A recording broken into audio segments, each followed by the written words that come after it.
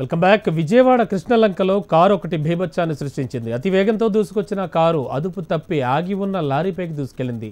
ఈ ప్రమాదంలో ఒకరు అక్కడికక్కడే మృతి చెందగా మరో ముగ్గురు తీవ్రంగా గాయపడ్డారు. విజయవాడకు చెందిన నాగార్జున, హరీష్, ప్రియాంక, మరో యువకుడు గుంటూరు నుంచి విజయవాడ వెళుతుండగా ఈ ప్రమాదం జరిగింది. ప్రమాద ఘటనలో కారులో నాగార్జున అనే యువకుడు మృతి చెందగా ముగ్గురికి తీవ్ర గాయాలయ్యాయి. గాయపడ్డవారిని సెంటినీ ఆసుపత్రికి తరలించారు. గాయపడ్డవారిలో ఇద్దరి పరిస్థితి విషమంగా ఉంది. ప్రమాద సమయంలో కారు 140 కిలోమీటర్ల వేగంతో ప్రయాణిస్తున్నట్లు పోలీసులు నిర్ధారించారు.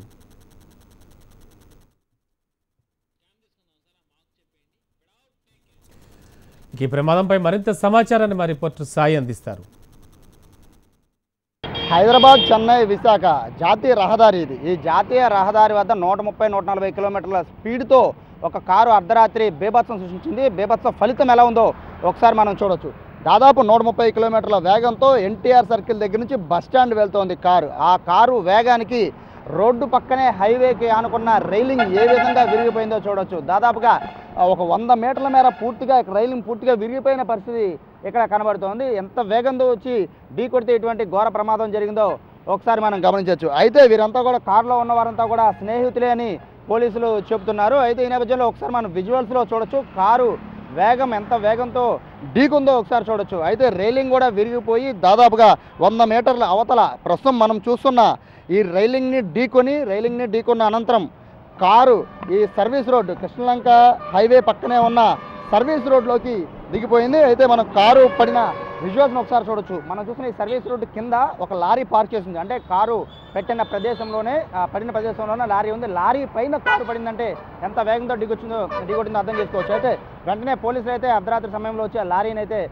పక్కకు తీశారు. కానీ కారు పరిస్థితి చూడొచ్చు, పూర్తిగా నుజ్జు అయిపోయిన పరిస్థితి అయితే ఇక్కడ కనబడుతోంది. ఒకసారి కిందకి వెళ్ళి కారుని పరిశీలిద్దాం. మొత్తం కూడా కారు అంటే ఆనవాళ్ళు కూడా గుర్తుపట్టలేని పరిస్థితిలో కారు పూర్తిగా ఎంత డ్యామేజ్ అయిందో చూడొచ్చు. అయితే కారులో డ్రైవింగ్ సీట్లో ఉన్న నాగార్జున అనే వ్యక్తి అయితే స్పాట్లోనే చనిపోయినట్టుగా కూడా పోలీసులు చెప్తున్నారు. అయితే వెనకాల కూర్చున్న ఆ ముగ్గురు కూడా స్నేహితులే. ముగ్గురులో ఒక మహిళ కూడా ఉన్నట్టు పోలీసులు చెప్తున్నారు.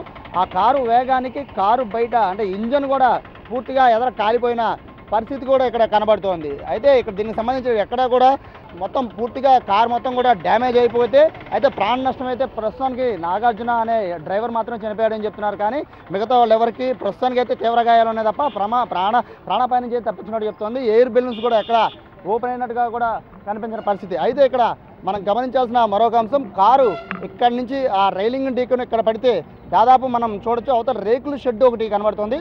రేకుల షెడ్ దగ్గర ఆ పక్కనే ఉన్న రేకుల షెడ్డు పైన నాగార్జున మృతదేహం అంత పైన పడింది. అయితే మరొక వీటిలో గాయపడిన వారిలో మరొక మహిళ అయితే దాదాపుగా లారీ కింద పడ్డట్టుగా కూడా పోలీసులు చెప్తున్నారు. మొత్తం కూడా ఈ ఘోర రోడ్డు ప్రమాదం అయితే అర్ధరాత్రి సమయంలో జరిగింది. వెంటనే కూడా ఎవరు సరిగా గుర్తించలేని పరిస్థితి. అయితే ప్రస్తుతం అయితే మిగతా ముగ్గురిని బాడీని అయితే ప్రభుత్వ ఆసుపత్రికి తరలించారు. మిగతా ముగ్గురిని అయితే దగ్గరలో ఉన్న ప్రైవేట్ హాస్పిటల్కి తరలించారు. అయితే సీరియస్గా ఉన్న వారిని అయితే ప్రభుత్వ హాస్పిటల్గా తరలించినట్టుగా డాక్టర్లు చెప్తున్నారు. వారి పరిస్థితి విషమంగా ఉన్నట్లుగా కూడా చెప్తున్నారు.